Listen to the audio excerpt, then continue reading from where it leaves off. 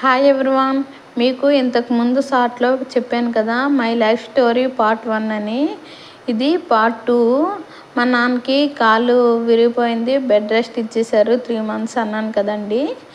అక్కడ నుండి కంటిన్యూ చేస్తున్నాను. మా నాన్నకి 3 months బెడ్ రెస్ట్ ఇచ్చిస్తే నేను ఇక షాప్ చూసుకుంటున్నాను. ఇలాగా నా ఇంటర్మీడియట్ స్టడీ కూడా చేస్తున్నాను.